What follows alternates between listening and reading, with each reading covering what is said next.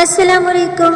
آج میں آپ کو بتاؤں گی تہجد کی کیا امپورٹنس ہے اور آپ اس کا سب سے زیادہ فائدہ کیسے اٹھا سکتے ہیں۔ So let's get started with a video.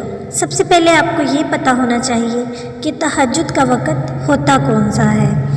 اگر آپ رات کے وقت کو 3 حصوں میں تقسیم کر دیتے ہیں، یعنی آپ اس کو ڈیوائڈ کرو گے، تو جو آخری حصہ ہے وہ تہجد کا وقت ہے۔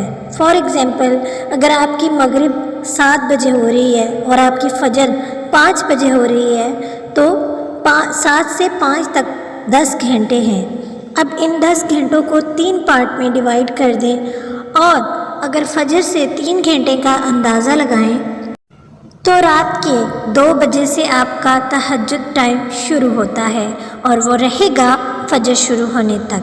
آپ اپنے ملک، اپنے موسم کو دیکھیں، کیونکہ موسم کے حساب سے نمازوں کا ٹائم بدلتا رہتا ہے۔ ہر رات اللہ تعالیٰ تہجد کے وقت پہلے عرش پر آ جاتا ہے، بندوں کو پکارتا ہے کہ کوئی ہے مجھ سے دعا مانگنے والا کہ میں اس کی دعا قبول کروں، کوئی ہے مجھ سے مانگنے والا کہ میں اس سے دے دوں، کوئی ہے مجھ سے بخشش طلب کرنے والا کہ میں اسے دے دوں۔ And this is why the time of تہجد از سو امپورٹنٹ۔ تہجد کے وقت مانگی گئی دعا ایک ایسا تیر ہے جس کا نشانہ کبھی نہیں چکتا۔ اگر آپ کو کسی چیز کی خواہش ہو اور آپ تہجد میں اٹھ کے اس چیز کے لیے دعائیں نہیں مانگ رہے تو اصل میں آپ کو وہ چیز چاہیے ہی نہیں ہے۔ آپ اگر کسی سے پوچھیں اس دنیا کی سب سے بڑی نعمت کیا ہے تو سب کے پاس ایک ہی جواب ہوگا، سکون۔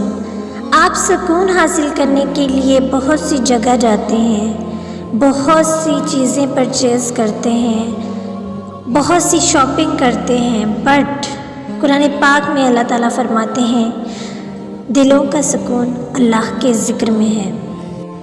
تہجد کی عبادت ایکچول میں آخرت کی انویسٹمنٹ ہے۔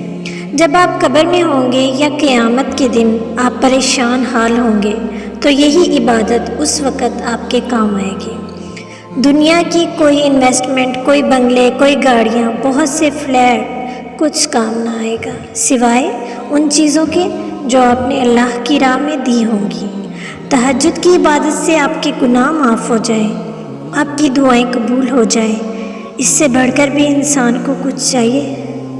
میری ویڈیو اچھی لگے تو لائک اینڈ شیئر کیجیے گا اور میرے چینل کو سبسکرائب کرنا مت بھولیے گا۔ اللہ حافظ۔